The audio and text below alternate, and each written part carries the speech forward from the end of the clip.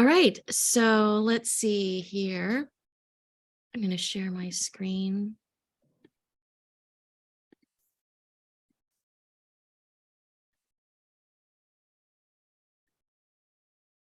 Okay, so welcome back to the Monterey Bay Nature Journal Club online, and would love for you to hop on down to the chat and type in where you are joining from, and what's one phrase or sentence that describes the feeling of autumn for you.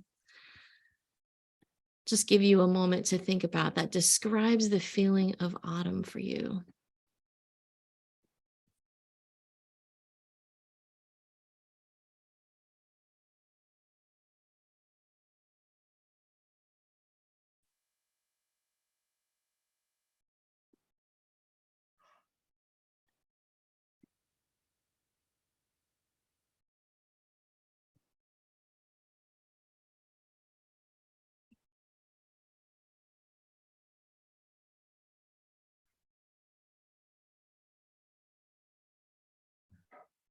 All right, so we can hop over to the chat and take a look. How can you describe the feeling of autumn? I'll just tell you instead of typing mine.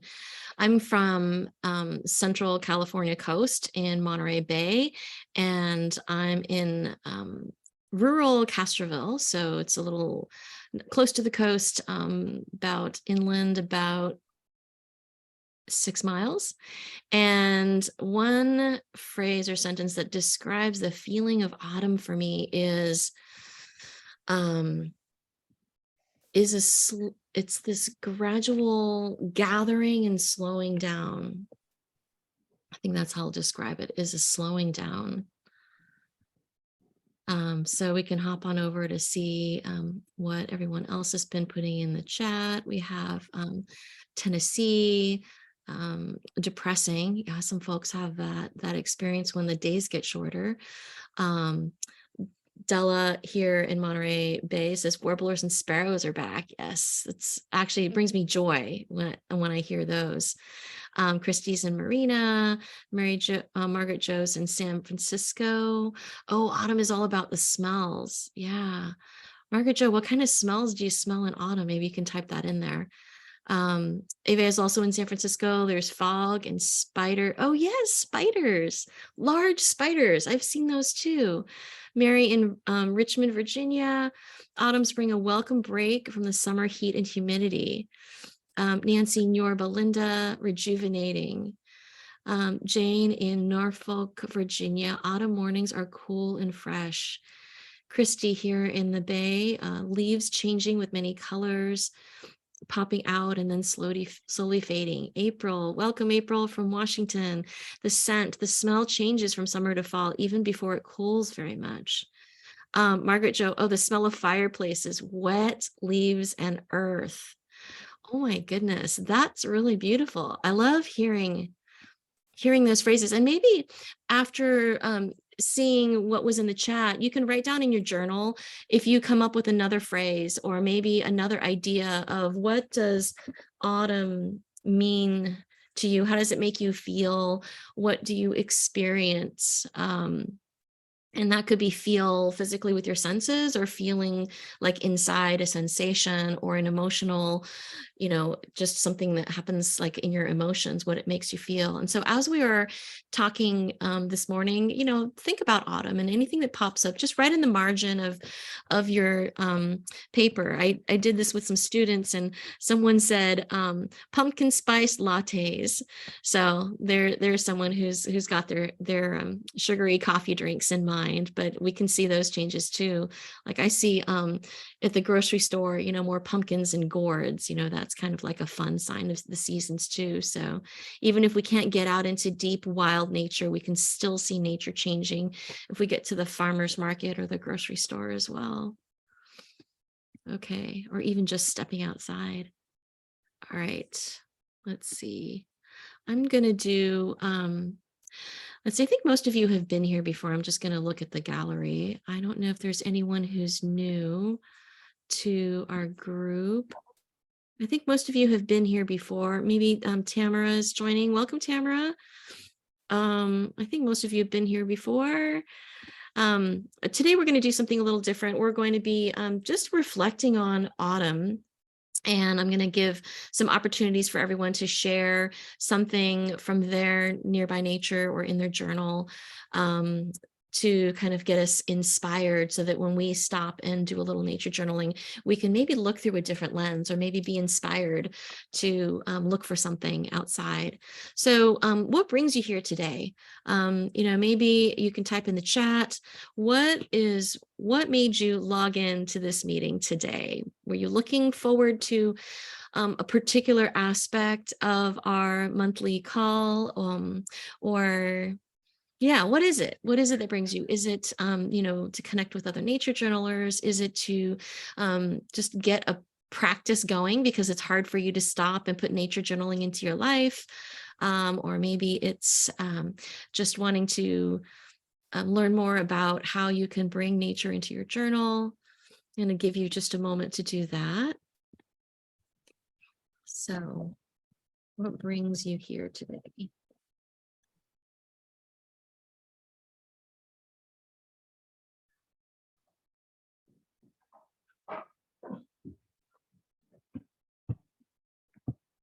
Or maybe it's just being inspired. Maybe you want to come to have a little inspiration for getting out into nature or journaling, or seeing other folks that you're used to seeing every month, being a part of this journaling community. Yeah, thanks, Stella. Yeah, I love to see you guys too. I just want to feel, just evaluating whether this is working for folks, and how I can better serve our community. Okay, so if you can't think of something right now, like what made you log in? What made you click that link or type in the passcode to come in today?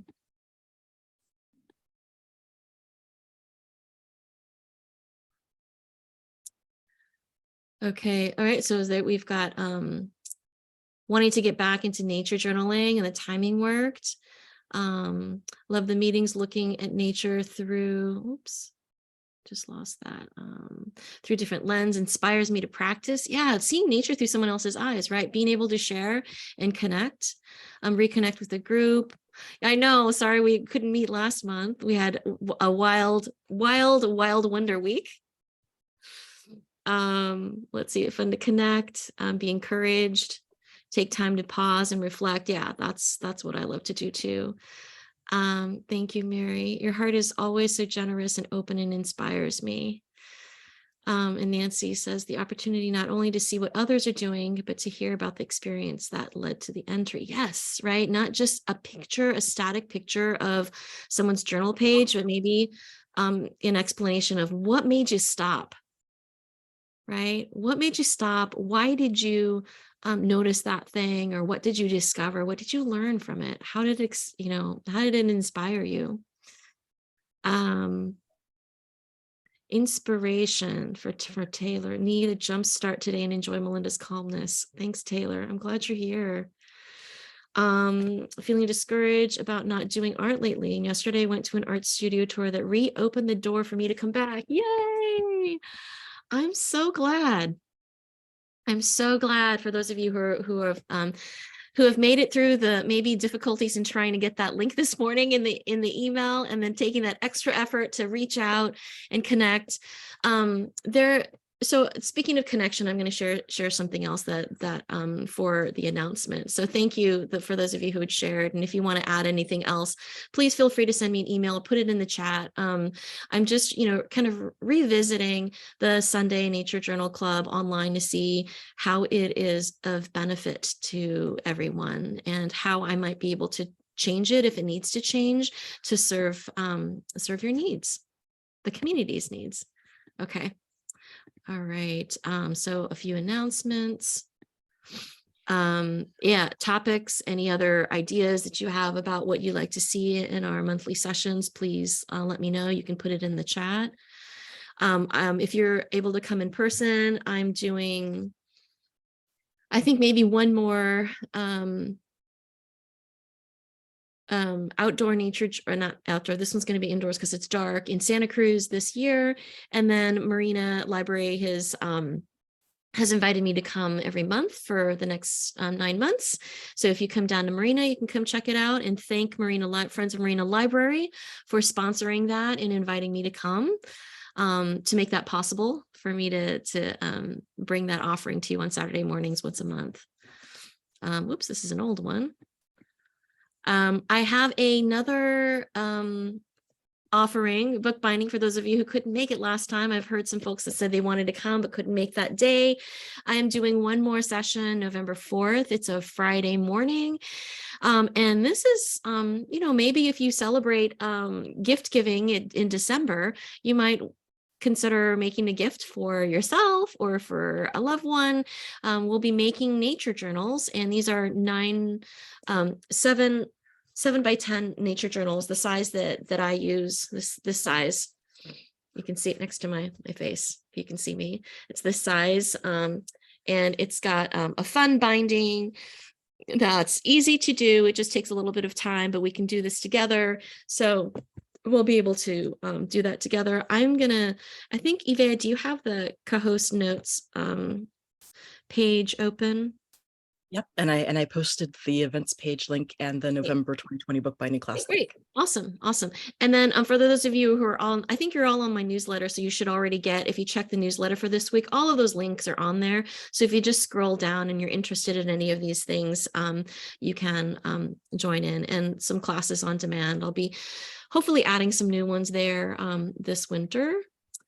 And let's see. And this is what I wanted to share. The Spark Circles member community is a place that several of us have been meeting together online and sharing our nature journal pages and asking questions and supporting each other. So this is another way that we can connect and be in touch when we are, that span of 4 weeks between our live sessions. If you want to be a part of that, you can check the link for that. I think maybe Eva has it. It's in the newsletter. It's in the newsletter. It's also probably in the chat, but you can hop in and you can, it is a private member community. So I made it private. The reason for that is to have it be a safe place where not anyone is just popping in, and we can create this sense of community where we know that the people who want to be here and share and learn and grow are going to be in the same place, and we can support each other. And this is not a place where you have to post all the time and you're looking at, pictures, and you're looking at all kinds of, like tons of posts every day. This is actually a more organic, nice place to be. And maybe those of you who are already in the community can, share a little bit about why you like it. And this way we can stay connected. And I'm going to be offering some live events. I've done that in that community. So if you want to be part of that, we'll have them on different days of the week. So they're not, they won't hopefully conflict with everyone's schedules every time. So you can go and check that out. And just want to thank you all for being here and of being of support, just in the community, sharing, supporting each other, and supporting me, offering a financial donation. I really appreciate that. So, and those of you who haven't done that or want to do that, you can go to sparkandnature.com/donate, and that helps make this more sustainable. Meaning it can be something that we can all come together and enjoy, because I know that we're all really busy and have a lot of things going on, and, can forget with all of these opportunities that are going. Even I sign up for a bunch of stuff, and when it's free, it's easy for me to just say, okay, I'm not going to do that, or sign up for too many and get, overwhelmed. So I'm actually looking at my schedule and looking at what can I streamline so that I have more peace. And coming into the fall and winter, for me, I feel naturally this sense of slowing down, and I see that reflected in nature.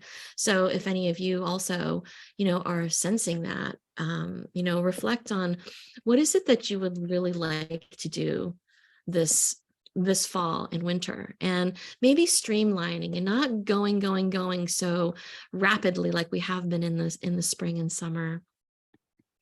And I find that just connecting to nature is helpful. Let's see. I was going, welcome, Sharon. We got someone else popping in. I think what I'll do is I'm going to stop right there and just say, I know you guys have followed me I've been here for a while. So basically just, nature journaling is about seeing nature, experiencing it, recording something that you're moved about or curious about in your journal. And that let this be, the goal be about your experience and not so much on what the page looks like. And I know you've heard me say this, and I'm going to continue saying it because it's so easy to forget. The outside world is so focused on production and perfection and looking good and comparison, right? Instead of uplifting and collaboration. So I'm taking a stand here for all of you and anyone else who's watching the recording, that you can be here, show up imperfectly, whether you've nature journaled recently or not. It's totally okay. Everyone is welcome. We welcome everybody. And if you're new to drawing, it's okay. You're welcome too. If you're an artist, you're absolutely welcome here. I find that artists also can find some benefit from being here with us, looking at drawing and writing and observing in an easy way. Okay. All right. So I'm gonna share something in my nature journal that I did recently with you that is about autumn. And let me just go over to the visualizer so you can see. Actually, before I do that, does anyone want to share? How about like two folks? Do you want to share what you've noticed in nature? You can raise your hand or wave your hand, and if you want to share. Okay, Christy. I was over at MPC yesterday and I saw the leaves and I just couldn't help but pick up a few. And I just love the colors in the leaves at this time. They're so pretty. Oh, yeah. And what else? What did you, let's see. I didn't make any observations. Notes were from what we were doing. Autumn is leaf changing. But I did look at and I still have the leaves. And so I have I wonder question about the way the veins are in these. And I think it's a maple leaf, right? It looks like liquid amber. Okay. Well, it has, the veins going off the center, but then there's all kinds of almost like skin. It looks like, how if you do a close-up of our skin, yeah, it looks like skin, the way that all the little lines. It's really beautiful. Yes. Oh, very cool. So you're finding like, zooming in, right? Seeing something out and then zooming in and really looking at closely, you start to see like a tiny micro world that is invisible if we were just happening to walk by. Oh my gosh, we got some more folks here. Welcome, Chris. It's nice to see you. Chris, if you want to put in the chat, what brings you here? We were just kind of like, I wanted to hear from everybody, why is it that you come on Sundays? What do you get out of it? Why do you look forward to this? It's helpful for me as I'm kind of evaluating my schedule to see what I can offer in the future. Okay, I'm going to go over and share my screen here. Okay, so recently, whoops, hold on one second. Share this. Okay. Am I sharing my journal page? Okay. All right. I just couldn't see it on my screen. Okay. So this happened when I was just out doing a normal activity. This is when sometimes like exciting discoveries happen. I went to get a cup of coffee or a cup of chai, and I was walking back to my car with my dog. I had my list of things to do. And as I was just like kind of walking by, I noticed this leaf on the ground. I'm like, that's pretty. And then I took another step, another leaf and another leaf and another leaf. And I was like staring at the ground. I thought, oh my gosh, there's these jewels that are here. And how come nobody's noticing all of this. I'm going to stop my share because I want to share the photo with you of what I saw. Share this page. I think it was up here. I was showing the photo. This one. Okay, that's what I found. And like it was like one leaf at first and another leaf. It was like this rainbow colored leaf, and then a yellow, and then a green. And then I just couldn't help myself. I went and started picking up the leaves one at a time, and I noticed like, oh my God, there's a whole rainbow here. And I was shoving them into my pocket because I thought I'm too busy right now to nature journal. I'm going to take these home. And the more steps I took, the more leaves I found. So I collected like a ton of leaves, and my pocket was overflowing. And I thought, I can't go home with this. I've got to do it now. So I sat down at the table outside the coffee shop and spread them out on my page. And this just filled me with joy, just looking at this. So even if you don't nature journal, you are training your awareness, or you're training yourself to be more aware. Right. So instead of just walking by this leaf, like Christy, she picked it up and she was looking at it. And this was a feast for my eyes. It was this kaleidoscope of color, and there were like jewels that are dropped on the ground, and everyone was walking by, stepping on them, not noticing. And, I could have just stopped here, taken a photo, like observed, and then really like present with it. And that could be okay. It could be enough to notice nature. But I really felt inspired to journal something. So I'll just share with you what I did. So I did contour drawings of a few leaves, and drawing. They were not perfect to the leaf, but that's okay. Just, noticing the different shapes, noticing what the stems look like, where the dots were. And then I was noticing I couldn't get the color right on the leaf. So I decided I'm just going to do some color dots and put them in kind of a rainbow order, because that's always, I don't know about you, but it's always pleasing to my eye to rearrange color in this gradient. So, so you can just have fun, and noticing, and it doesn't have to be painstakingly, I got to make sure that I record everything right, and it's got to be perfect. And here's a little zooming in. I thought that these little green dots look like little cells, with a little nucleus in there. And so just keep it simple. And even if you can't tell what it is, I know what it is because I was experiencing it. And then I had a full page of, explaining, was getting my tea, what I saw and what I experienced, and some questions that came up. So you can do that too. And I thought autumn is a really cool time for reflection. I think of autumn as a time for me to sit back, slow down like the trees, take moments of calm to reflect what happened this year, what kind of growth that I had, what kind of, I'm sure you've all had some kind of challenge in your life this year.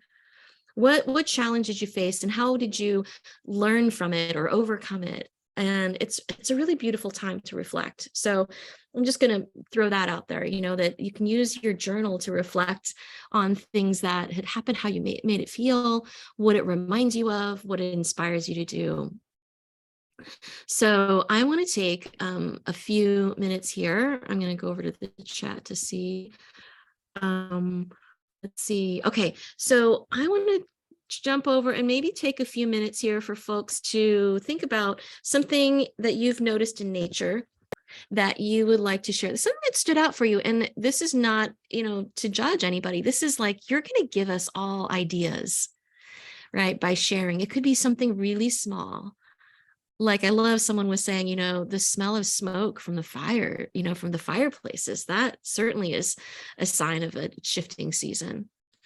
So if you have something you'd love to share, you can wave your hand, or you can do the reaction button down below. You can click it and hit raise your hand. Anyone else want to share something? Yeah, Chris. Oh, you're muted right now.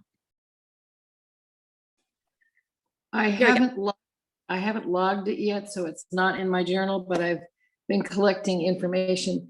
The bears start foraging right about now, and I'm up near Yosemite, and I've had a bear pretty much in the yard regularly.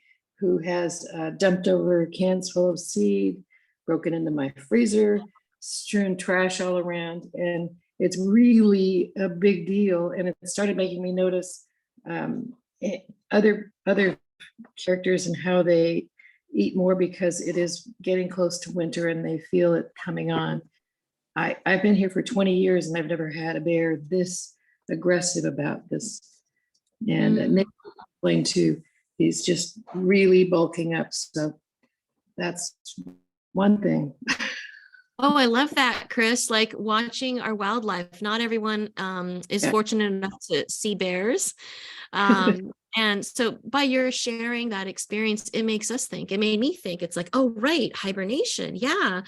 I mean, we have pretty mild temperatures down here by the ocean. But if you're an animal that is in snow, you've got to hibernate, and there's different behaviors. And Chris, I also liked how you pointed out that it's more severe now than it has been in the past. And this would be a really cool tracking that you could do in your journal. You can visit each fall, right? And say, oh, this is what I'm observing in my yard. This is what the bear's doing. And who knows if it's the same bear or different bear, but there's this really beautiful observation that you're making. And sharing that with others helps us think about maybe the other animals that are in our neighborhood. I just got a reminder too of an animal. We were in Sequoia National Park yesterday in just out of Fresno, outside of, I don't know, does anyone live around there? No, not here. Okay. Giant sequoias. I mean, oh my God.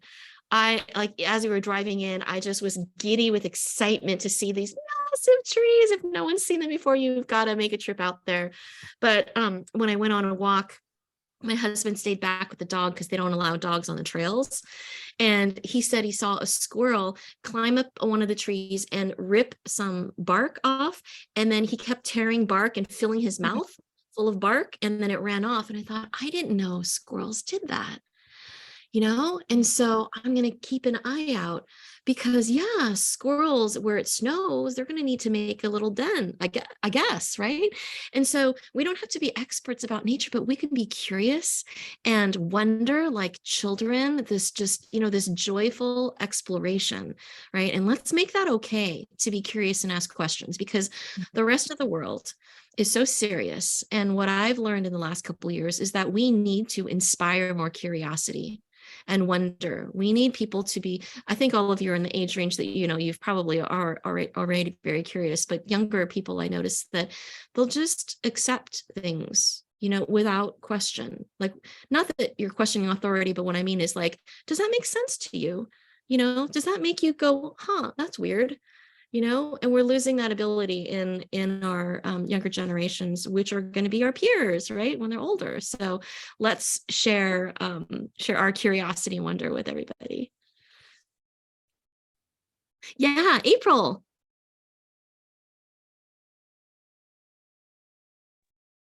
So thinking about the squirrels, towards the end of summer, I planted a little herb garden area next to my other boxes and put all these herbs in there. And I made these little signs for each one, because I'm always losing track of what's what.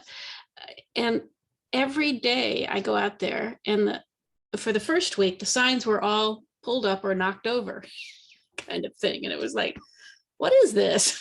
And then digging. And at first I thought, well, there's a cat digging in the garden. And finally I realized, oh no, I've got all these big fir trees. It's the squirrels that are coming down and burying stuff, because this is nice loose dirt that's easy to dig in. And then one day I went out and one of the plants, the sage that I had planted, all the leaves were stripped off this one stem. They're laying about. They hadn't fallen off, dried up. They were clearly stripped off. And it's like, what is interested in sage?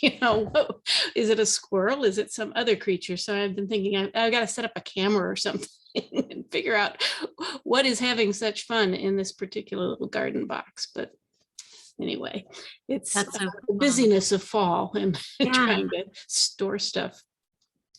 Thank you, April. Yeah, you made a really good point. There is a slowdown, like the trees are slowing down, but the animals are ramping up.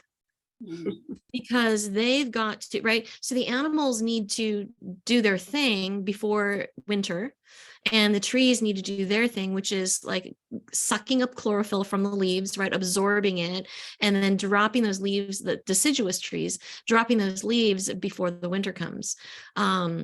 So that's really cool. I like that. All right. Animals ramping up, plants are winding down. What else have we seen? Yeah, Della. Yeah, well, I've been trying to learn the field marks for the warblers that are back right now. And in particular, I've been looking at the little Townsend warbler, which is yellow and green and grays. And anyway, he likes to hide out in the plum tree, and the leaves are almost the exact same color that he is. So my question is, I wonder if the warbler knows that the leaves are the same color he is.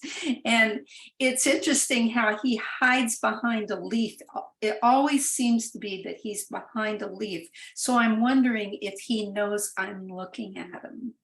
Yeah, it's a really good question. I mean, if we think about it, you know, birds need to be aware for their survival. So I'm pretty sure that they're aware when we're watching them.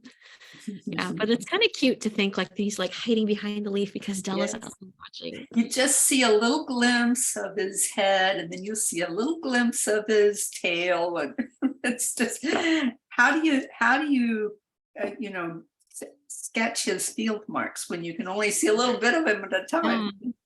So here's one idea, maybe sketching what you see. So you see the leaf with the little tail sticking out, and the leaf with the little head. I mean, that's what you're experiencing. That's kind of fun. I love the story, right? He's playing hide and seek with you.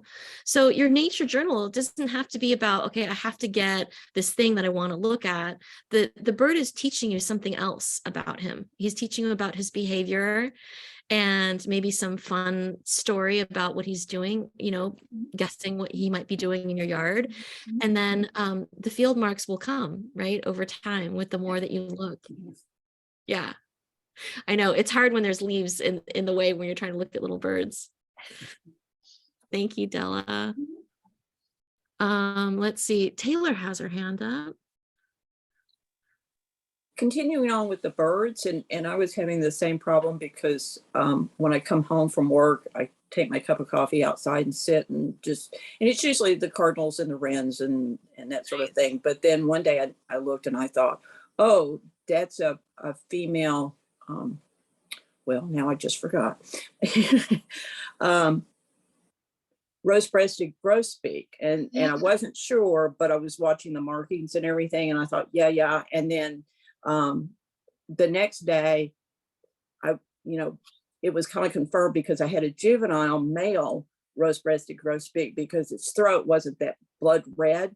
Yeah, you could still see some of the white feathers and all. But in the meantime, I had this bird I had never seen before. And I kept thinking, what is that? And I was doing the quick sketch and which was terrible. And then putting in the colors and everything. And then and every time I would try to take just a photograph, it would fly off. But I finally found out that it's a summer tanager, and a female, and I've never had a summer tanager, here before that I'm aware of.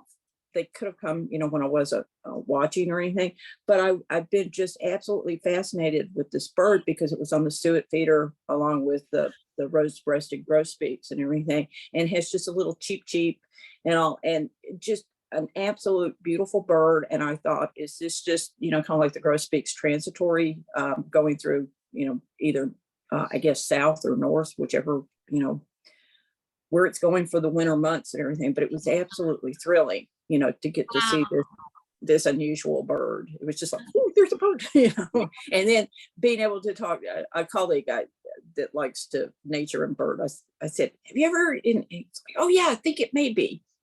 And then using Merlin, I was able to confirm it both visually and then with sound that it was this summer tanager. I know, cool. Yeah.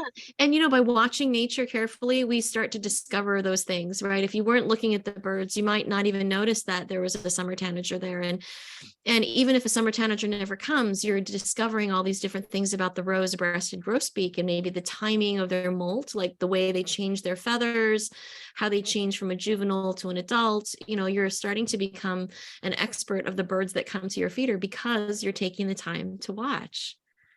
Yeah, very Yes. cool. And That's they what I have did. very different beaks. The grosbeaks of birds, for those of you who don't know, have like very massive bills that like are really wide at the base and they come into a big triangle.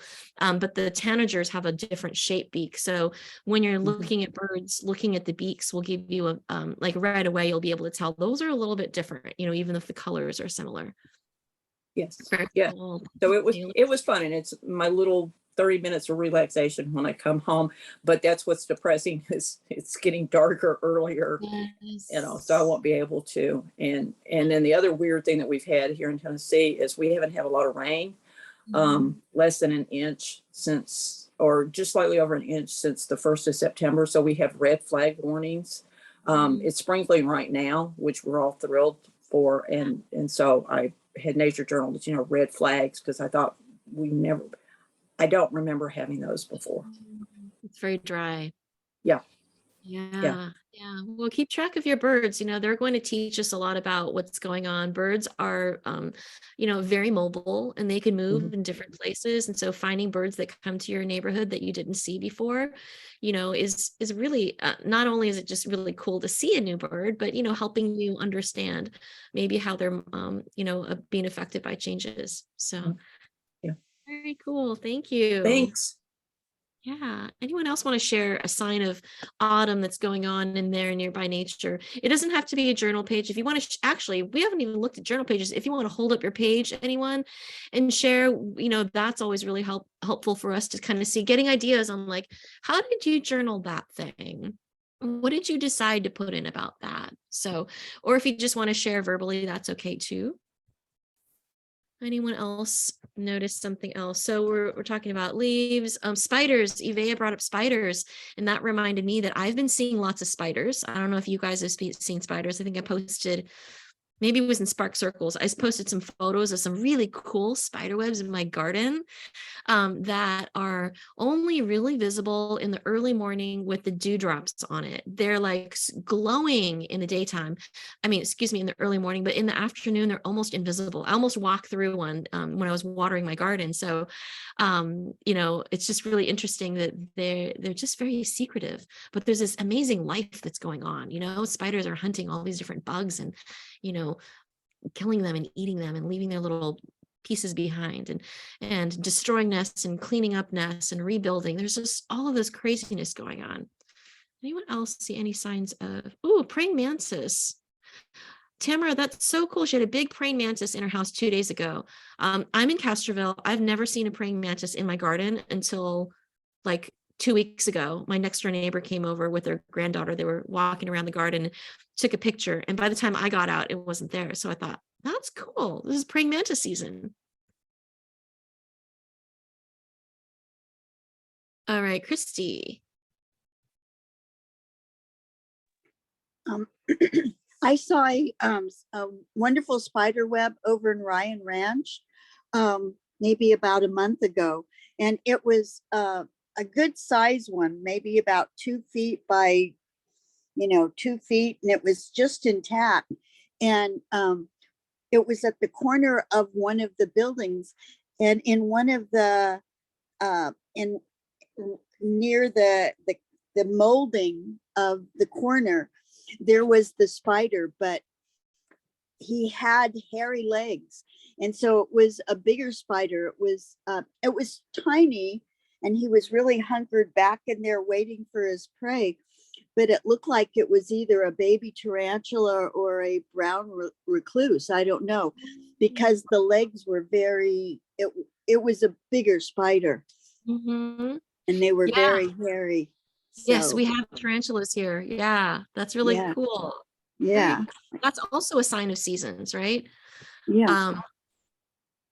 So yeah, look out for insects, because insects are going to be doing some different things. I have another thing that you might not think of as a sign of seasons, but there's a big rock off the coast of California in Pebble Beach. It's like south of Monterey, in Della's neck of the woods. And I did a nature journal page during International Nature Journaling Week. And I posted it to my Instagram and Facebook if you wanted to go back and look. But I did one like this in summer, and this is October. And in summer, it was covered with Brandt's cormorants, which are big black birds that build nests. And so this, I don't have my journal handy, but this whole island, all this spot was all covered with Brandt's cormorants. And there were like maybe 1 or 2 sea lions down here. And during the autumn, this whole place, I kind of put a dotted line here. This was all California sea lions, all of this. And this area right here was brown pelicans are kind of hanging out on this spot. And so, I did a little contour, like gesture sketches, right? See how you can't tell these are pelicans, but that's okay. I was just getting the feel of them, right? So getting a feel for pelicans, and then just put a little dot of color on there. And the sea lions, yeah, they look kind of goofy. If you just looked at this, you'd say that was a 2-year-old that had drawn a sea lion, but it's okay. These are contour drawings or blind contours. And I'm just getting that, like the feeling, when you step back and look, you kind of get the feeling of what these animals were doing on the rock. So this, I realized as I was doing this, I'm like, yeah, this is totally a sign of the seasons, because even if you didn't know this, I'm going to share with you, you make an observation, you go to the same place in 2 different seasons, and you see that it's very different. It's being used differently. So the California sea lions in summer go down to Southern California. They leave our area to go to their breeding grounds. So we don't have as many sea lions, but now that it's autumn, they've come back. And they're taking back their rock, right? So they are king of the bird rock during the fall and the winter. And the birds, after they're nesting, they don't need the rock anymore. They're just going to be roosting on different places and in the ocean. And so I just thought it was really interesting how nature uses this. They share this rock. I think that was the topic for International Nature Journaling. Like, it was sharing. If you want to go to International Nature Journaling Week, videos are all still up there, and they're going to be up, pretty much forever. There's no time limit. So if you ever want to go back and take a look, those are some really great prompts on other ways to look at nature. So yeah, see if there's a place in nature that you can visit, in different times of year, and see what you discovered. And I've been liking to do like color little dots. So here's color swatches and the different colors of the sea lions I saw. So you can put in your journal all different kinds of things. They don't have to be drawings, right? Only drawings. So these are really kind of scribbly. I put lots of words, color dots, descriptions, sounds, what they're saying, words describe. In summer, this is what I saw. In autumn, it's here. So I'm going to invite you to just, use your journal as a place where you can put all of your questions, all of your notes, and, use it like scratch paper. If you wanted to make a beautiful comparison page, between like sea lions and harbor seals, use this page as scratch paper to write down your notes, and then you can make a beautiful page if you want to. But don't feel like that every nature journal page needs to have a level of perfection or, detail that is in an illustration. Yeah, and thank you, Ivea. She popped in that link, so you can copy that in the chat and visit that in your leisure if you're interested.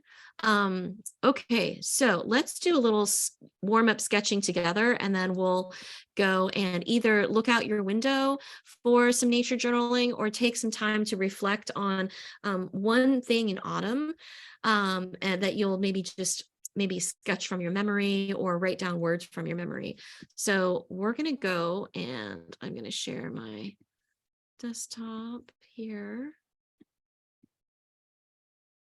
Are there any questions or any last comments while I'm setting this up?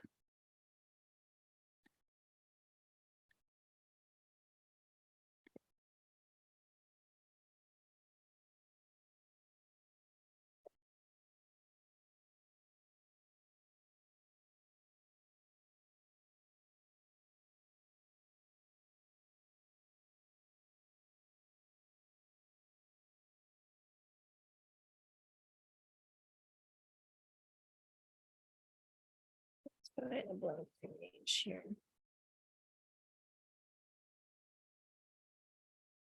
All right, let's do some. Oh, Melinda, there's kind of the outline, I think, of the, oh, there, it's gone now. Oh, wait, let me just move some things around here. Okay, can you see that better?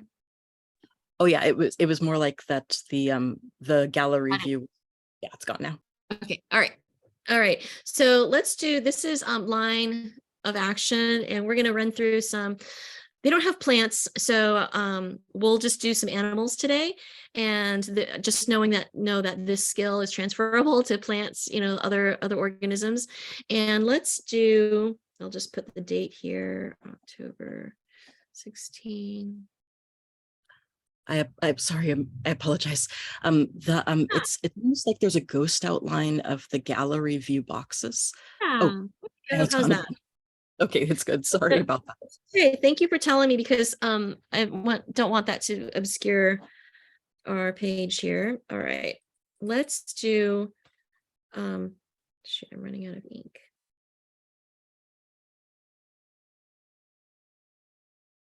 Okay, I might have a little ink left here.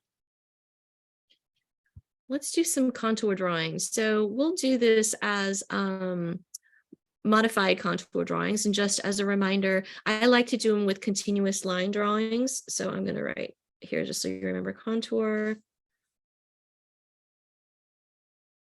modified contour drawings. And this is to coordinate your eye, brain, and hand practice, right? So I'm going to put my pen down in one spot on the page, and I'm going to follow the outline of this animal and have a continuous line.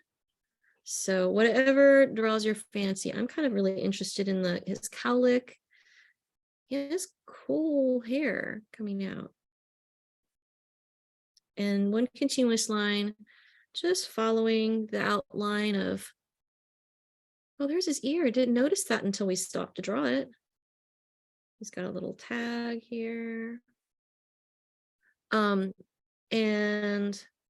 going around, don't worry about what the picture looks like. We're really focusing on looking at this. I'm going to call him a bull. This shaggy bull.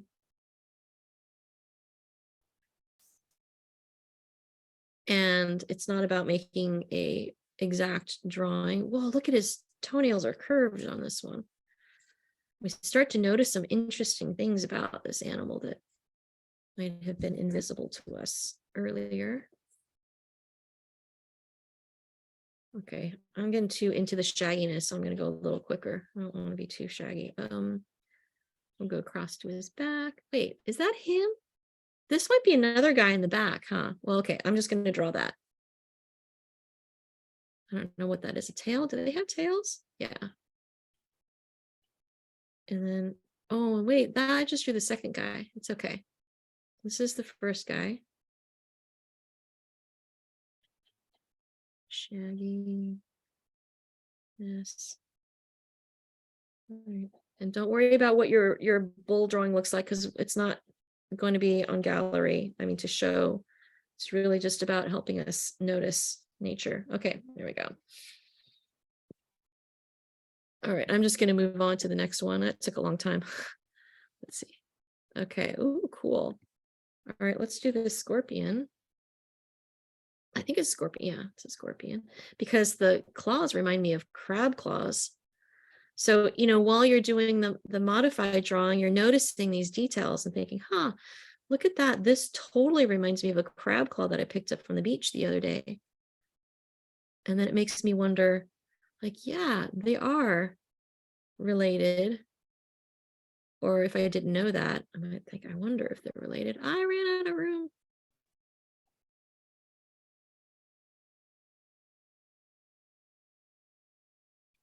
But when I do this, I'm really paying attention to all these segments and fins and parts of the tail. Whoa, I didn't realize their legs look like beetle legs, or kind of, well, it's fat right here like a crab. And you know, you can feel free to talk to yourself too while you're journaling. It will help you remember these details better when you say them out loud.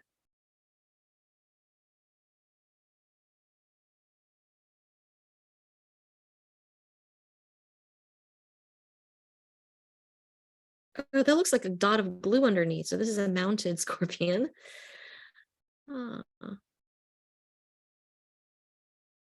Oh, it even has those ridges on its this part of the arm, like a crab does. Okay.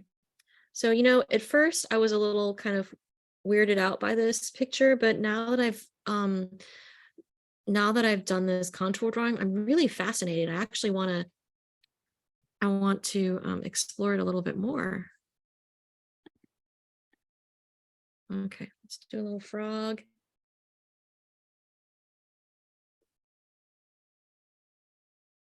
Oh, I'm doing it blind. I actually like blind contour drawing better. I'm going to do this one blind.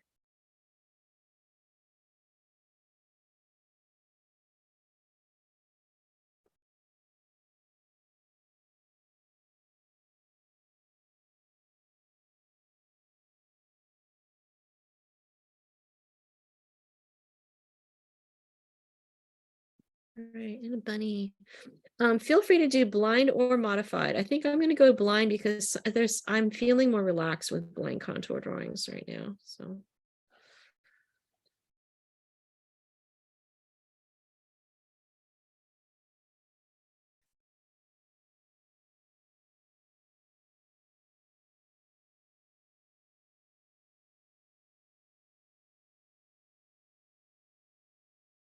Oh, and those of you who don't know, blind contours are not looking at the paper and just drawing the picture. So focusing on looking at the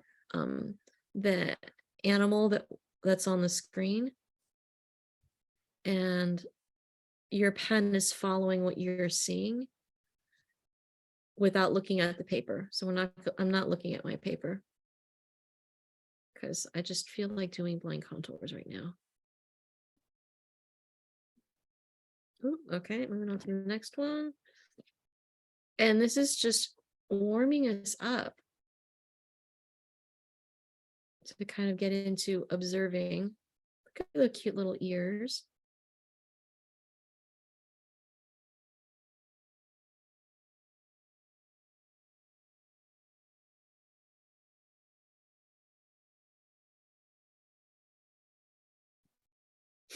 That doesn't look like an otter. But again, it's not supposed to look like an otter. These are just training our eye, brain, and hand to work together.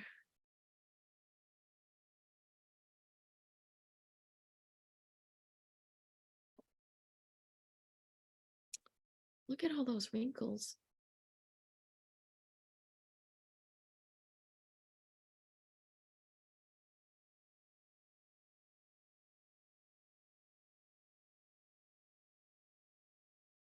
Look at his nose. Oops. All right, and one last one.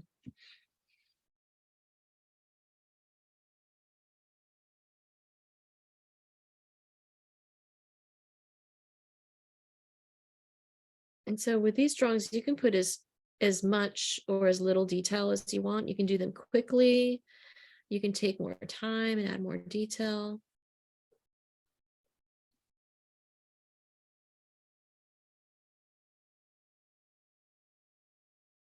Okay. Oh, how about this one? We'll do one last one. Because this guy's cute. I do want to squeeze him in here. We'll do a modified contour.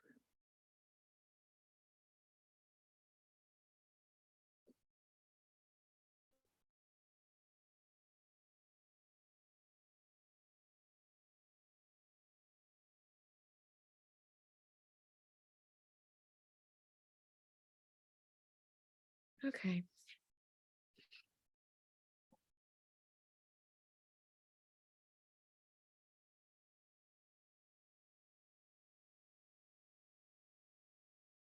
All right, how'd that feel?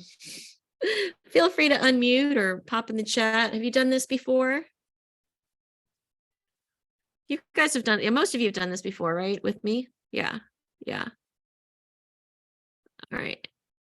How did that work out for you? Feel free to unmute if you want. Or put in the chat. Was that hard?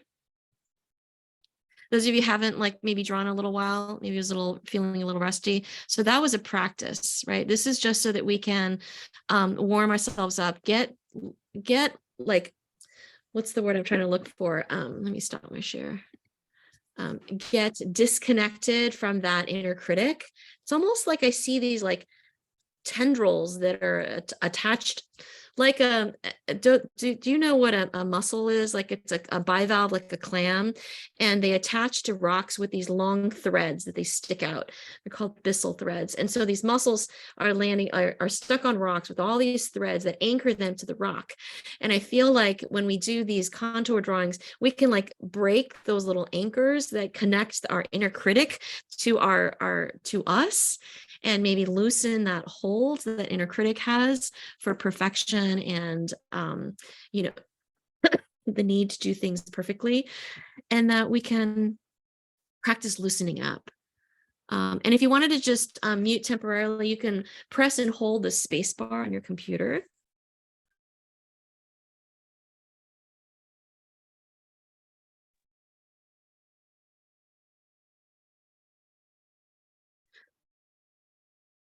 Okay, April said it was hard to loosen my grip and work faster first. Oh yes, loosen your grip. That's a really good point. Yes, don't have the death grip on your pencil, right? Like hold it loosely and move quickly. And Mary Jo likes the pace. I'm sorry I called you Mary Jo. Margaret Jo liked the pace. The quickness helped me get to not to attach. Yes, I think when it started to go, when I let the 30-second timer go and just allowed it to go quick, even I felt like a freedom. It's like, oh, thank God I could go quick. I don't have to finish the whole thing. And then just allowing yourself to do a blind contour if you want, because I don't know, I find that that's really meditative, because I'm just focusing on the bunny and like, or the scorpion or whatever it is, looking at it, and my hand is doing what I'm seeing, and I'm not tied to what the picture looks like. So that is something anyone can practice. Okay, I think how about if we take about 20 minutes today. Right now it's 10:42 Pacific time. So how about at the 5 after the hour? So 11:05 Pacific. You can do the math in your time zone. So 5 after the hour. And if you'd like a prompt, we'll do take your nature journal page. If you can go outside or look out the window or be with nature, reflect on it. Something, it's what do you see that is autumny? That shows that we're in autumn right now. Do a quick, you could do a contour drawing or a blind contour drawing. You can add little dots of color. You can write words and write down some descriptions. I want you to use words to add words today to your drawing, because I want to do something when we come back. So 5 after the hour, using something in nature. And if it's not something you have in front of you, you can draw from your memory. Right. So this is not about making the picture realistic. It's just a representation of what you remember. And then what you remember from your senses or observations that you've made. Or maybe something that it makes you feel. How does it make you feel when you see this thing in nature? What does it remind you of?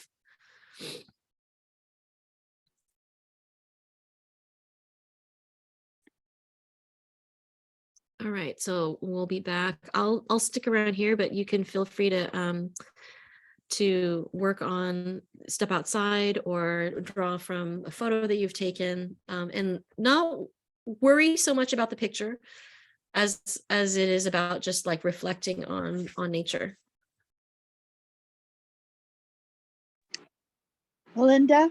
Yes.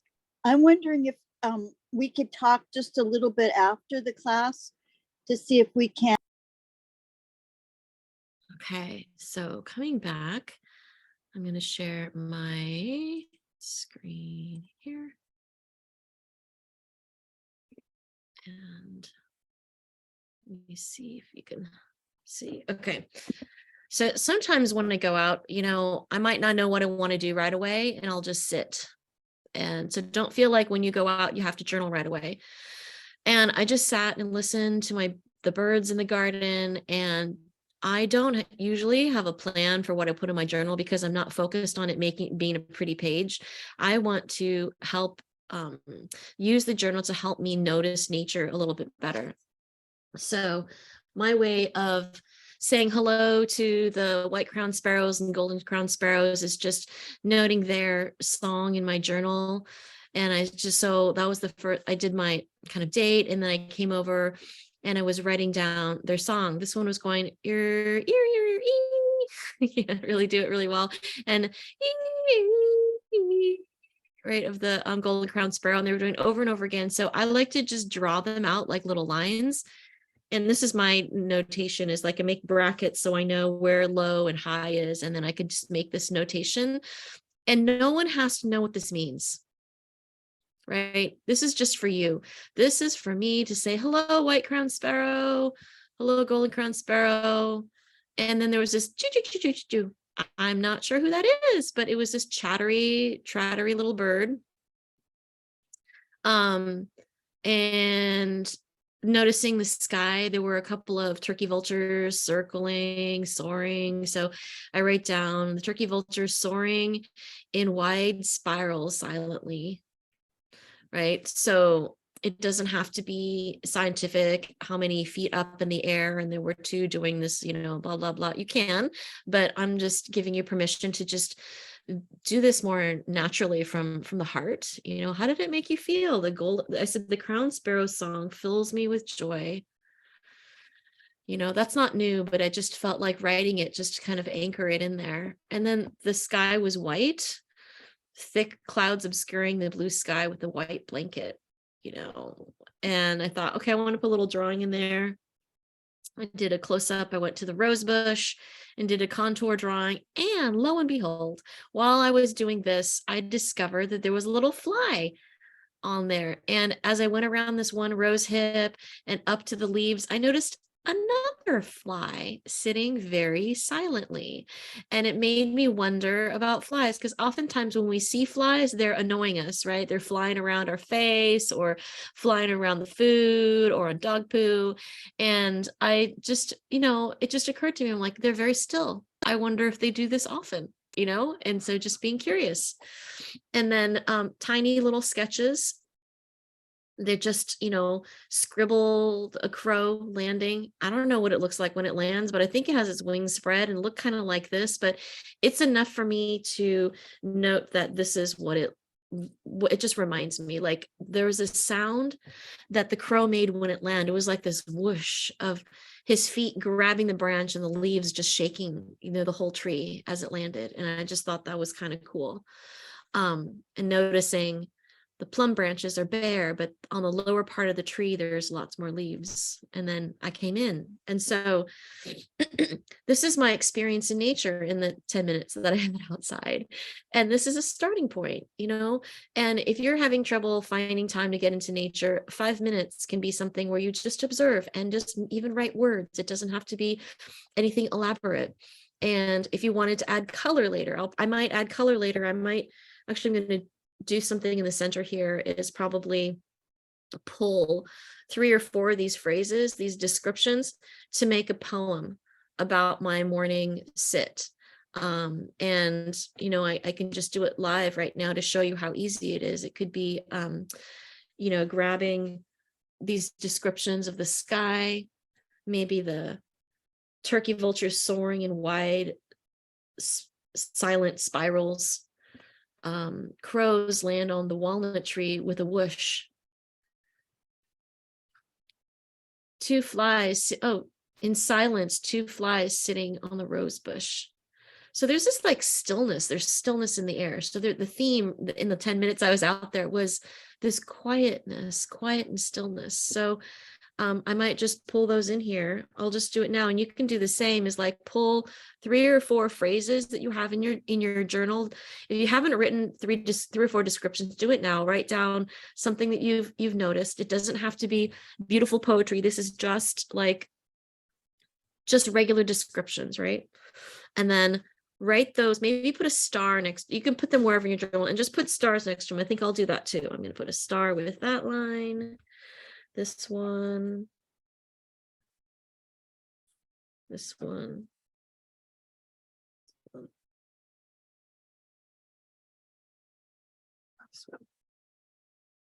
Okay. And I'll give you a minute to do that.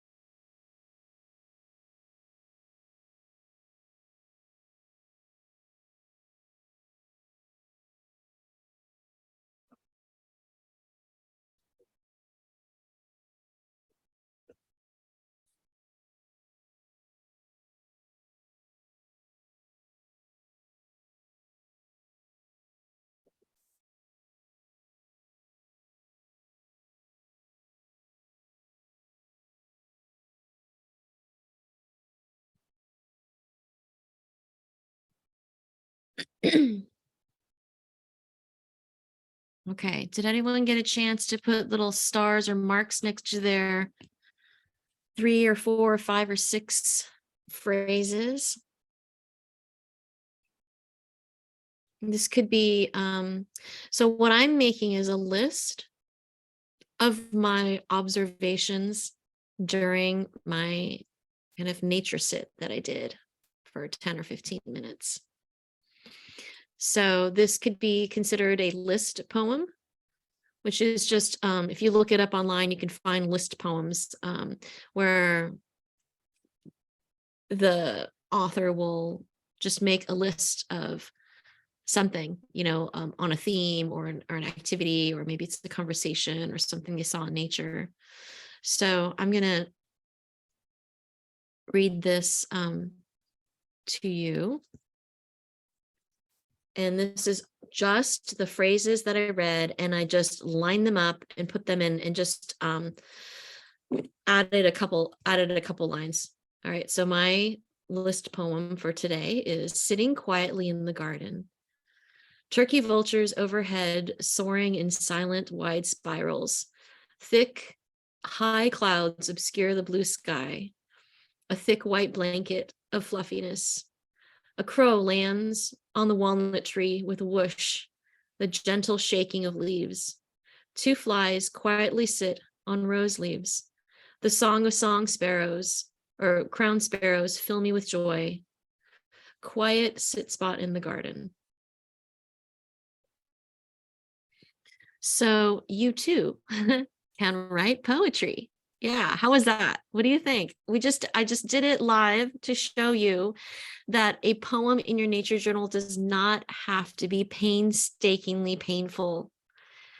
It can be, if you want it to be. You can do the highly structured poems like, the ABAB rhyme schemes, or other rhyme schemes or a haiku, or, a shape poem, or, there's so many different ways that you can mix words around.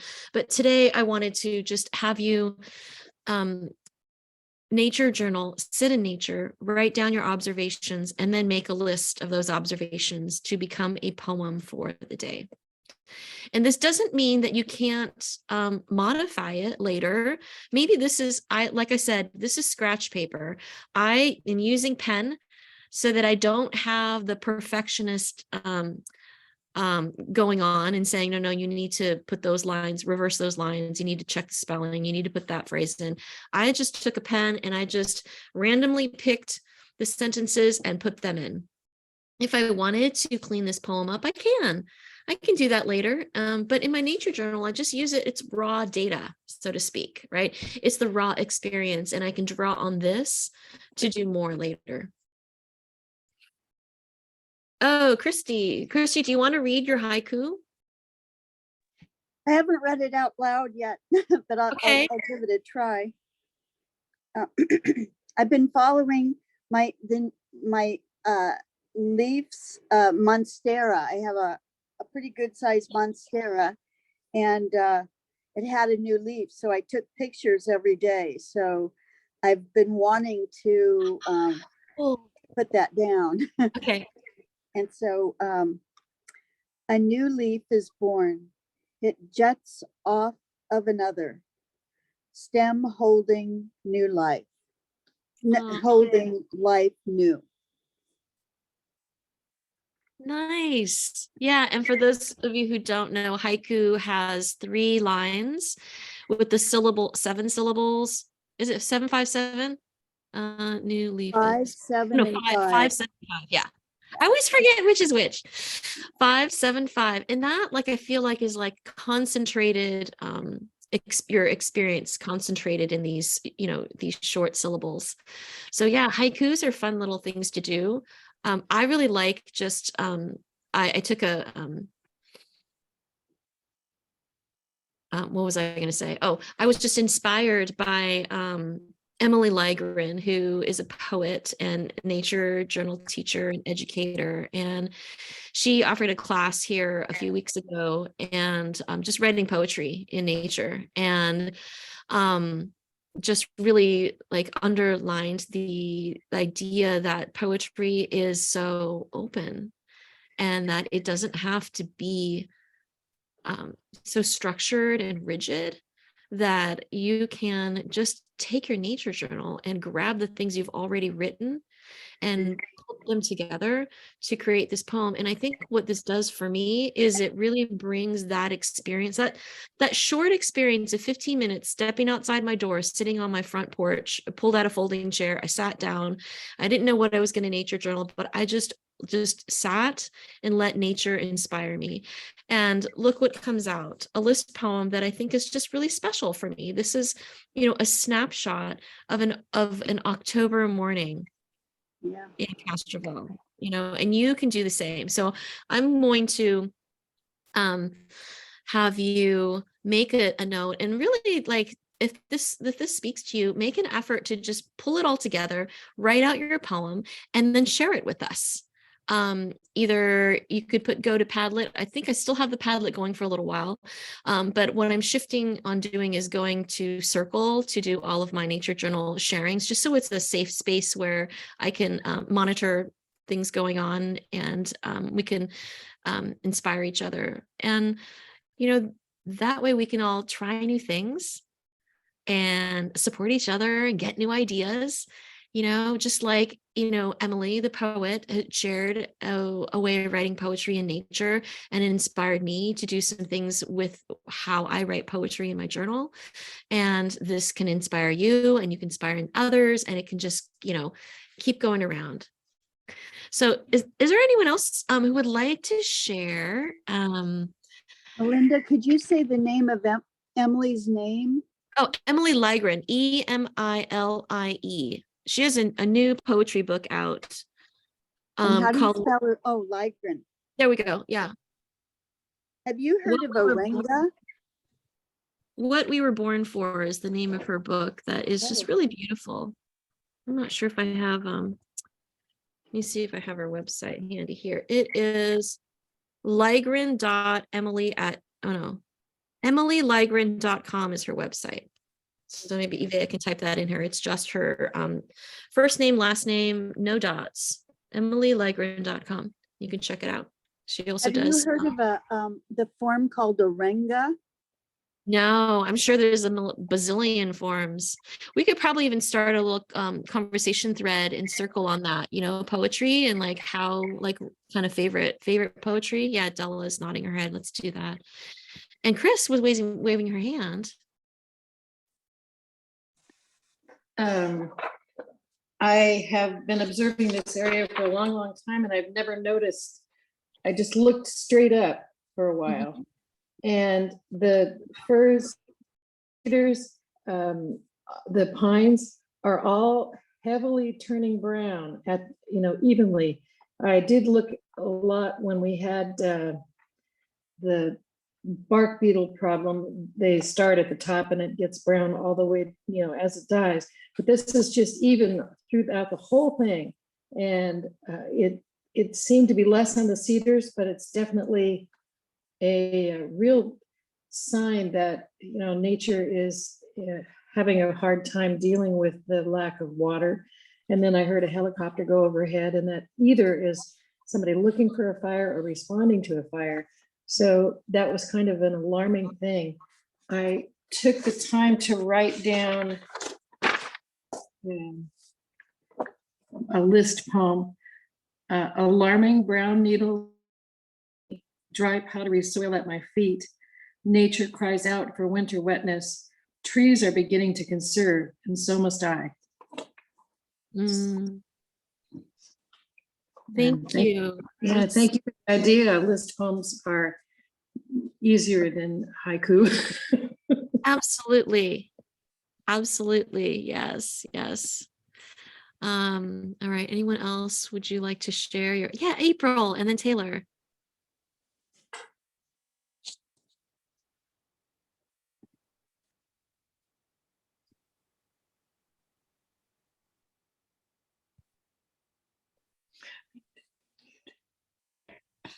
Okay. So I also was noticing the dryness. I've been watching a maple tree, a little Japanese maple that has been not getting enough water this summer. And so I went to draw on that and noted pretty quickly, so challenging to draw. There was just so much detail, but let's see. So I played with that a bit and tried to find some pieces. Yes, perfect. That's what you do. It's just kind of like zoom in. Yeah. So the poem that came out of that, so challenging to draw. Curling like wood shavings, hanging on, clinging in the drought as if cover to sibling leaves less dry. How does the maple know which to keep and which to let go? Bright green to maroon, maroon to brown, and speckles to dust. There was a lot of dust on some of the leaves. They were, I love the sibling leaves. Yeah. I mean, I think everyone has these beautiful ways of seeing nature. And when we can share that with others, it passes that love on to all of us. So I love that. Thank you for sharing your poem, April. And I think Taylor's next. I couldn't go outside because it had started to rain, but earlier this morning, I had taken this photograph. Oh, sorry, hang on. You'll be able to see it. I had pink roses and then this maple tree behind it. Ooh. So I just did a real quick sketch and then added in Sunday morning view, pink roses, yellow orange maples, contrasting fall fence. That's my haiku. Nice. Contrasting fall fence. Yeah, because they're over the fence. Yes. And I love the simple sketch that you did, right? Just capturing it. So yes, let's do and inspire each other to do more of just noticing nature and being loose with what we're observing, right? You can always add detail later. You can always zoom in on a rose, on a maple leaf, and add more detail and explore in depth. But like sometimes we just want to step back, right? And just feel that experience. Yeah. Lovely. Does anyone else feel called to share? You don't have to share your poem if you just want to share the experience or any questions or ideas. I like how April also put questions in her list poem too. So that's another thing you can do. You can put like, I wonder, things that you wonder or things that it reminds you of, analogies, right? Those are all fun too. So everything that we put in our journal, you can just kind of clump them together, pull them together and make a list poem. All right. Anyone else want to share another? Yeah, let's see, Jane. I just came back I live in Norfolk, Virginia, but I just came back from Providence this morning and got here about 15 minutes before this class. And so even my backyard is new to me right now because I've been gone for a week. And so I went outside and I noticed both the echinacea and the rudbeckia had dried up since I left. And then a friend of mine was selling pansies for a charity. And she dropped them off and left them in my garden while I was gone. And so I wrote a short I drew all 3 plants. It's not finished. And I do my nature journaling a little bit more abbreviated than some. Mine are always a half page of this journal. So yesterday I was in Snug Harbor, Rhode Island. And so that was yesterday and none of this is finished. And today I just did the 3 things that I saw, and the small haiku is fall is in progress. Rudbeckia and echinacea fade, pansies arriving. Oh, lovely. I like that you're doing that as kind of like a diary, each day there's one thing that that you're noticing. And by creating this small space, it's not so, there's like less pressure. Right. Well, that's what I started. I started with Inktober last year, and I've just finished my first year of doing it every day. And it is like a little diary. It may not, sometimes it has personal thoughts, sometimes it doesn't, but it's definitely, and actually on September 30th, I spent a little time thinking whether I had started last October with 3 on a page, and I expanded to 2 on a page. And when we came to October 1st, I tried to decide whether I would go to a whole page or leave it as it was. And I just decided that I would keep it the way it is because it's manageable and doable. And having something too big and not done is worse than have something small and done. Yeah. Nice. Yourself, right? So taking those small steps, all of us, we can, use these as ideas, to harvest from this group. If you've heard anything today that you feel like, oh, wait, that's really cool, I want to incorporate that in my journal or idea or process. This is why this is so fun to be able to share with each other. All right. Let's see. Before we hop off, I want to thank everyone for coming, and those of you felt like sharing your poetry or your pages today. It was super special to see what everyone's nature, what's going on, what you're discovering. And it's okay that it's not finished because the time we had maybe was not enough time. So I'm going to let's see, ask if there's anyone else that wants to share anything that they are maybe inspired by today or learned from today's session, or that want to incorporate something in your journaling. Anyone want to share?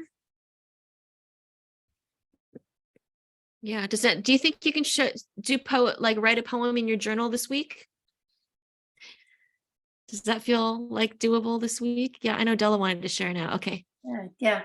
I just liked what Jane had to say about doing a half a page and doing something every day. And I'm wondering, are you doing a perpetual journal that like a 5-year diary or?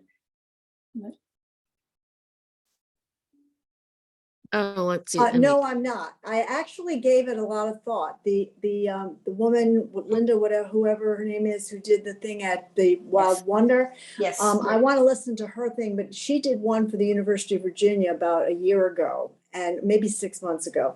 And I watched that and I got very inspired by it. And but then I looked around for notebooks. I did all this stuff, and I actually maybe I made it too big for myself, and it never got started. So I thought I would listen. I haven't listened to her September presentation, but I would like to do that again. This I just started. I am new to drawing, and in my retirement, I'm doing this as this project that I haven't touched since 3rd grade, and so therefore, I wanted something manageable, and I am a Virginia Master Naturalist, which is a fancier term than what I know, but that's what we're called. And and so the nature journaling and the drawing fit together very well. And but I just have been looking for ways to do something every day, because I know that incremental progress is how you make progress. And Right. so I am actually interested in revisiting the idea of having a perpetual journal. That would be very intriguing to see, especially when you came around the 2nd year and you found. But what I'm afraid of, I guess, is that I've committed to 1 drawing a day. Is it reasonable to even think about 2 drawings a day? So it doesn't sound like that much of a jump, but you know. Small incremental steps is absolutely right. What you just said, Jane, if we can just do a little bit, and you don't have to do it. This is the other thing. When we commit to something that we're going to do daily, it's okay if we miss a day. I want to say that again. It's okay. There is no police that is going to arrest you if you do a 30-day seriously, right? We do a 30-day challenge and we miss 1 day and we freak out. Why do we do that? Is that come from our childhood when maybe we didn't follow the rules and got punished? I don't know.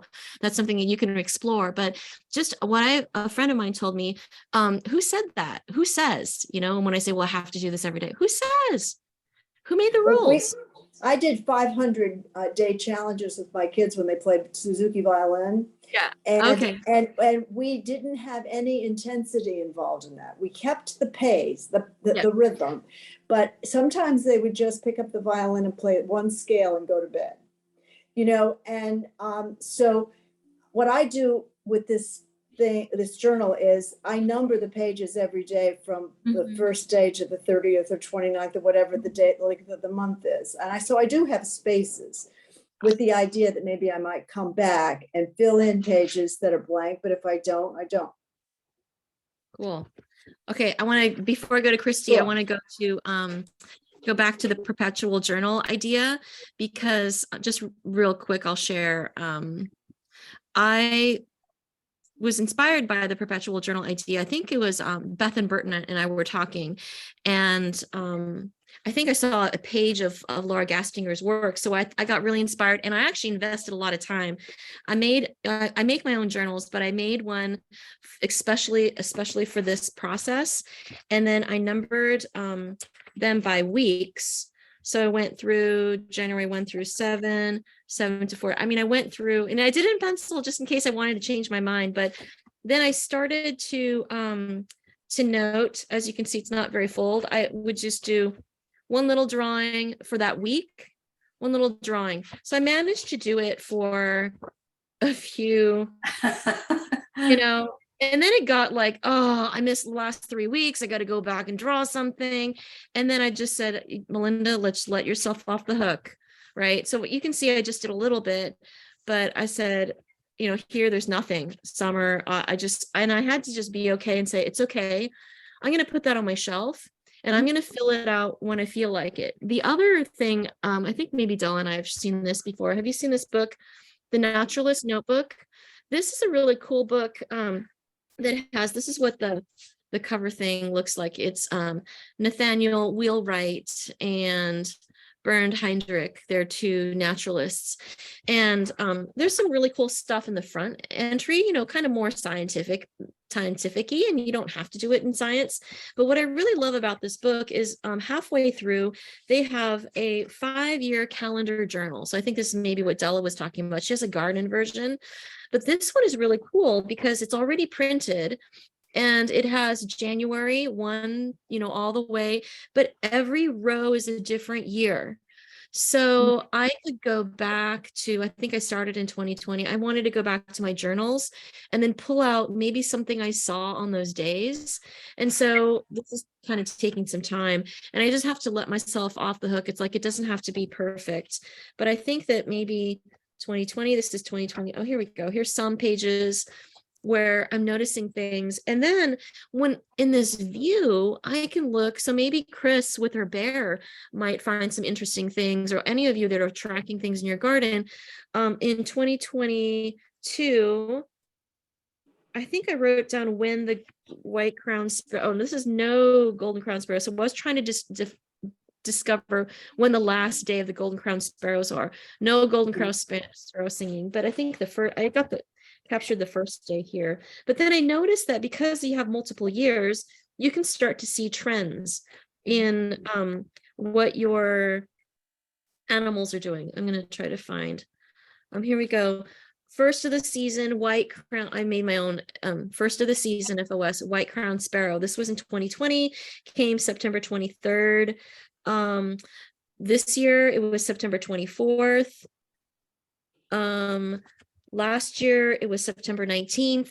So within 3 or 4 days, they all arrived in my garden, or at least I noticed them in my garden.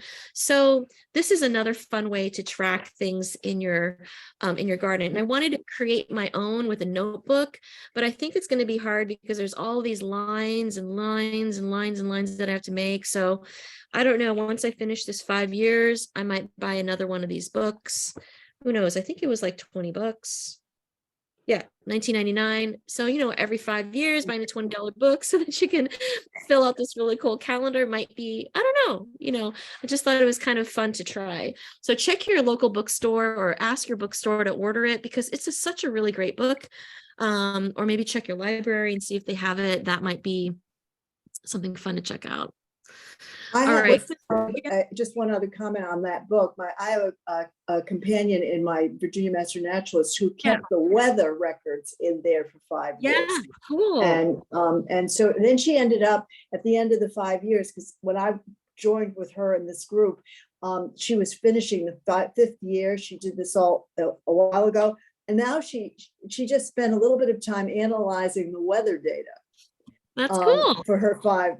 So, I mean, she has a different slant than nature journaling, but it's another way to use something like that. Exactly.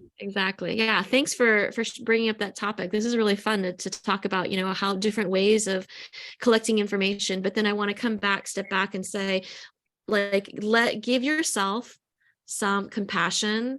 And if you miss a day, it's okay. You're not doing science. Okay. You're not collecting data for a scientific study. If that's what you were doing, then you don't want to miss a day. But this is something you do out of joy and love. So keep it light, you know, and let yourself off the hook. All Melinda, right. I just wanted to say the starting of journals I've done, it seems like my whole life, with this New Year's resolution that I'm going to do it every day, and I'll put the dates up at the top. It's like the tyranny of time, you know. Yeah. And then I'll remember, oh yeah, and I'll go and I'll see that I hadn't made an entry, but you know, 3 weeks ago, and then this guilt trip will stop, and I stop doing the whole thing, you know. Yes. So I'm committed to the book that I made in your bookmaking class. Yeah. I'm not just putting nature journaling, and I wasn't going to make it so precious that I didn't use it. So I put some rengas that I did in Patrice Vecchioni's class, and I'm doing some nature journaling, but I'm also committed to the idea of doing a everything journal. with no time thing, parameter at all, because I went to the artist studio tour, and this artist, Cindy Davis, is amazing. She had something like 20 years of travel journals, and she put in the travel journals, mine wouldn't be a travel journal. It would be both nature, art, impressions, poetry, and everything journal, you know. So even if I go to the store and I buy a piece of clothing and it's got a tag that's kind of fun, and I love the color or the graphics on it, I'm going to put it in my journal. Awesome. And so, but I'm not going to think about when I did it last or when I'm going to do it last. I'm going to just try to be inspired to do it and let that be enough. Great. Yes, that's why I want everyone to just do this when you're inspired. If you're building skills, just like Jane was saying, doing a little bit every day is going to make a big difference. And I even experienced that too. In 2020, I journaled every single day. And before that, I didn't. And when I journaled every day and practiced every day, noticing and drawing, my drawings got better. And so this is why, you know, I think that if you want to improve your drawings, I would recommend contour drawings, because they're just easy without the pressure of making it perfect. You don't have to get into the detail, just practice, you know, like just we did today. You can do like a page of like blind contour drawings, and then just don't even worry about what it looks like. You can keep it, you can put in the waste paper bin, whatever. Just if you practice a little bit every day, then that's helpful. And if you're inspired to journal every day, then go for it. And if you miss a day, you know, have some loving kindness for ourselves. So this process is supposed to be nurturing and joyful. So when it stops being nurturing and joyful, then reevaluate why you're doing and how you're doing it. So, you know, we want this to be, you know, fun. There's so many things that we have to do in our world, so that are dry and not so fun. So let's, you know, enjoy what we have. So we've gone over a little bit. So I want to honor everyone's time and appreciate everyone coming each month and your donations of support. I just, you know, truly grateful, really honored to have you in this community and sharing, and I get to learn from all of you as well. So I just really appreciate you. And if you want to check out Spark Circles, please go over there. If you're already making a recurring donation for me through PayPal, we can connect and we can shift that over to Spark Circles, and we can get you in to the community, and then we can start sharing all this juicy stuff in there. It's set up kind of like Facebook, where you can kind of know, you know, where the people are, and you can do posts and comments, but there's no advertisement and it's private. So it would just be the people who are interested in our community. So you can check that out, and want to send you off with wishes of, you know, taking care of yourselves, you know, pacing yourself out. Don't be so hard on yourself. Notice what's going on in nature and see if you have a similar sensation, just like I was feeling. Like, I'm having this feeling that I want to slow down. I don't want to go at breakneck speed that maybe I could do in spring and summer, but I feel like I want to just, you know, slow down and really think about what are the things that like nourish me now, you know, and restructuring my week. So, all right. Well, thank you so much for being here. Feel free to unmute and share your voice in the group here, and we will see you next time. Thank you. Thank you. Thanks, Melinda. Thank you very much. This is a great session. Yeah. Everybody. Bye.